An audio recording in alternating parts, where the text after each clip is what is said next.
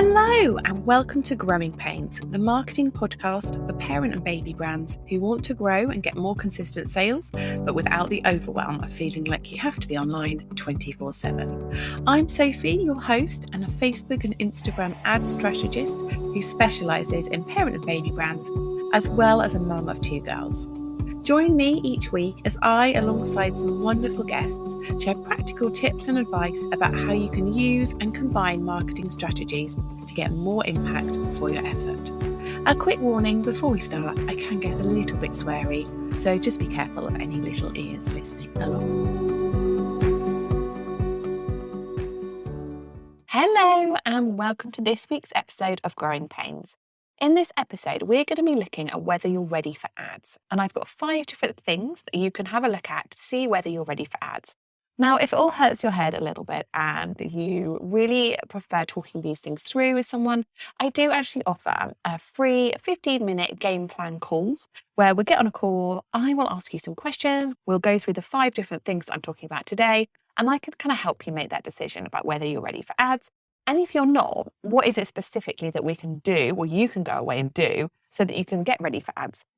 So we've got 5 things to talk about today, and none of them are actually related to ads, which might surprise you, but actually it shouldn't, because ads are just there to amplify what's already going on. So if your foundations are strong of your business, then your ads are going to be more effective and cost you less.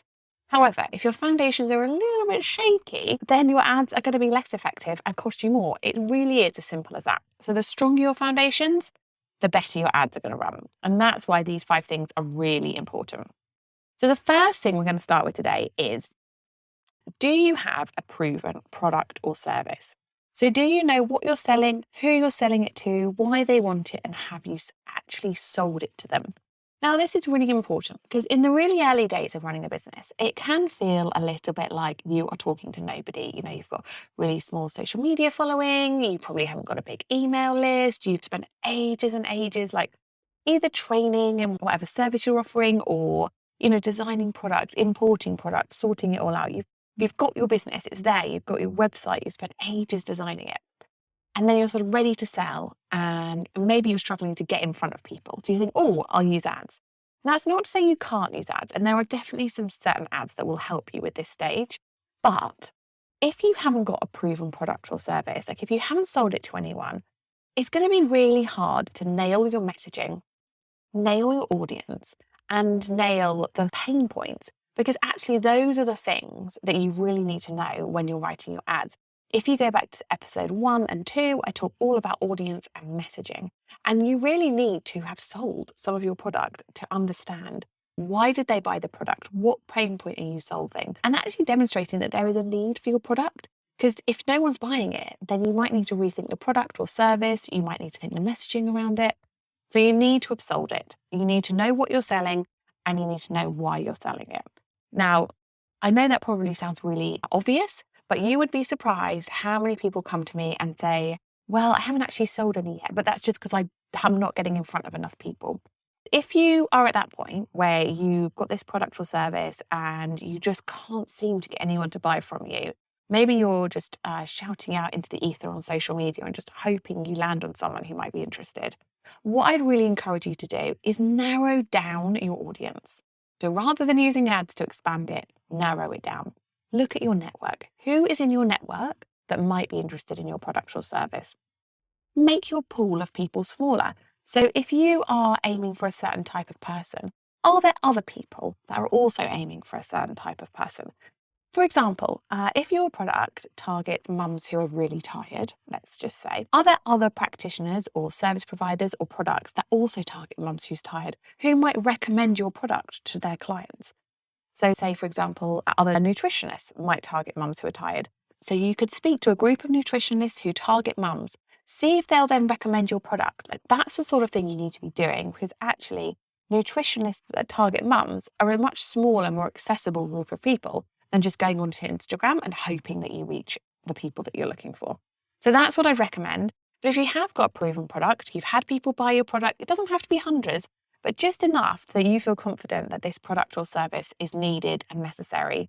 You understand what your target audience wants, you understand their pain points, and you know why they want your product in particular, so your USPs, then that's a good sign that you are ready to start for ads. Okay, on to the next one. So the next one, number 2, is, have you got a warm audience who are engaged in your business in some way?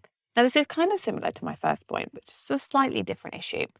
So it might be that you have got some people who've bought your products, maybe you've tapped into a local market, and now you're ready to expand out. And what we need to do when using ads is we need to give Facebook information. So we need to be able to tell Facebook, these are the type of people that are going to be interested in my product. Now, if we don't have a very large or engaged social media following, if we don't have an email list, if we don't have much data on our website, it's really hard for us to tell Facebook who they should be looking for. And we're going to spend more money with Facebook trying to find them, essentially. So Facebook will go and find them for you, but it will take a lot more money and a lot more time. And the likelihood is you'll probably give up before they actually get there. So you really need that warm audience. We really need to be moving people into our world by reaching lots of new people all the time. So we want to be getting people on our email list. We want to be getting people onto our website. We want to be growing our social media following. Now, we can use ads to support those objectives. So it might be that you're not ready to run purchase ads yet because we can't tell Facebook who you're looking for. But what we can do is use ads to build our social media, to get people on our email list, and to get people on our website. So really, it's about investing in those early stages of moving people into your warm audience before you then go out for the purchases. Now, the next one is, if you are going to spend money sending people to your website or a landing page, whatever it is, really it has to be one that converts. For whatever kind of action you want them to take, it needs to convert. And so many times I see businesses who have either built their website themselves because they understandably need to save money at the beginning of their business, or they've had a web designer set it up who doesn't really understand conversions, and maybe it looks really nice, but it's not optimized for people to buy from you. Now, there is really no point in sending people to your website if you want them to buy from you if your website is not converting them. Now, on average, in terms of e-com, on average, you're going to get about a 2 to 3% conversion rate. And that's assuming your product price point isn't above maybe £100 to £200. If it is higher, then it will be lower, understandably, just because people need more time to kind of think about the purchase. But really, 2 to 3% is great. If your conversion rate is under 1%, then that really is something you need to be thinking about before you're sending traffic to your website to convert. Because what it means is you're going to have to send a lot more people to your website before they'll actually convert into paying customers, which is obviously just going to cost you more money. So really the things you need to be looking at are things like, it needs to be fast loading. So your website needs to be quick so that people don't click off while they're waiting. You need to make sure that all of the buttons work, all of the pages work. Like, really test your website inside and out, and get someone else to do it as well, because sometimes we just become blind to these things. Make sure your add to cart button's working. Make sure your checkout process is really simple. Like, we don't want people to have to sign up for an account. Look at your postage and packaging costs. Are they proportionate to what you're selling? Like, is it going to be a massive jump for people if they're buying a £5 product and then your postage and packaging is £4? Like, that might be an issue. Make sure they can see what they need to see right at the top of the page, especially landing pages. So service-based businesses, if you are looking to collect leads, or if you're just looking to grow your email list, we really need the key information right at the top of the page. Plenty of buttons to allow people to convert as well. There's nothing worse than scrolling and scrolling and scrolling to try and take the action and not finding a button. So those are all things you need to think about. And then really dig into the e-com businesses in particular, but also service-based businesses. How many people are landing on your pages? How many people are abandoning? What are those percentages? What's the abandoned cart rate? And what's your average order amount as well? That's another thing as well you need to be looking at. Because if your average order is lower than about £30, then you might struggle with ads to get enough purchases to make the ad spend worth it, essentially, because you're going to be using up quite a chunk of your profit margin to get people on there and to get them converted, especially initially. Lots of those things to think about. And this is the one that often when I'm having calls with people in a 15-minute chat, this is the one that we often spend the most amount of time on, because people are get really frustrated and they don't really understand how to change their website. And I do actually work with some fantastic website specialists who I'm going to be having on the podcast soon. So I'm really looking forward to being able to share those episodes with you as well. Okay, now the pixel. This is something that is like a one-time only job. Now, it feels really painful at the time. And when I work with clients, this is the one thing that I go in and sort out for them straight away. And it's often a real relief that they know it's just done. There's also something as well called Conversion API, which is relatively new. It's about a year old. You need both, okay? So I'm just going to tell you that straight up. What they are pieces of code that go on your website and they allow Facebook to track the actions that people on your website are taking. So it allows us to have reporting. It allows us, Facebook, to learn what people are doing on your website and to go back and find the right people. Now, it is something that you can get a tech VA to do quite easily. Facebook has a lot of documentation on how to do it. Or if you're working with someone like me, my upcoming group program, there's going to be a whole module on sorting out the tech and getting Ads Manager set up. You also need to verify your domain as well.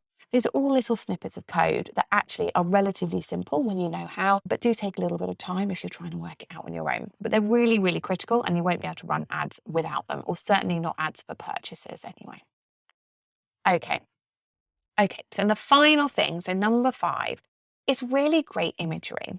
Now, interestingly, this doesn't always have to be big product photo shoots. When I run ads for clients, we test lots of different types of imagery. Some of it is big branded photo shoots, so flat lays, images of the items on their own. Other times we'll use more like lifestyle images, and they could be professional, like photography that you've paid for, like a lovely lifestyle shoot. It could be user-generated content. So it could be photos that your customers have sent into you of them using the products. It could be influencer content. So if you work with influencers and they create content for you, it could be that. So there's lots of different ways that you can get content. Now, with a service-based business, it can be slightly trickier, especially if you're reluctant to use your face.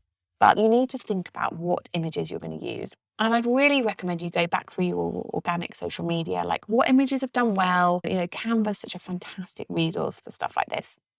Make sure that you have a look at what's done well, what's obviously got people's attention and stop them scrolling. And how can you sort of replicate that in an ad? You can, using bright colors, using eye-catching imagery. It doesn't have to be like 100% related to what you're talking about. It just needs to kind of stop the scroll. And then you've obviously got the copy to then reel them in. So that's the 5th one. So quick overview for you. Number 1, have you got a proven product or service? So you really need to have sold your product or service to know whether you want to then use ads to grow it. Number 2, have you got a warm audience of people who are engaged in your business in some way? And that could be across social media, email, website visits, like maybe you've got a really active blog, that sort of thing. Number 3, your website or landing page needs to convert visitors.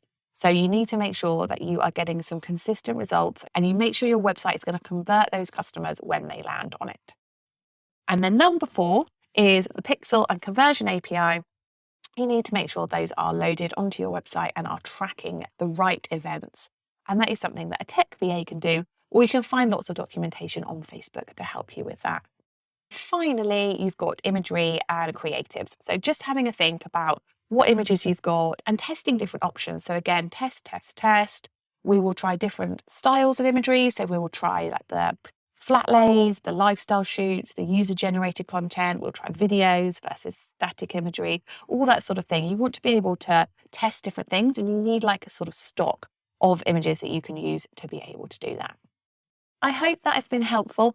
Again, if it's something you think, yeah, I'm still not 100% sure if I'm ready to run ads or not, make sure you book in one of those free calls. You can just go to thesocialpod.co.uk/book a call. I'll put the link in the show notes as well to book in one of those slots with me. And I'd love to talk to you about whether your business is ready for ads or not. There's absolutely no selling involved at all. It genuinely is me just chatting through where you are at the moment and whether you are ready for ads or not.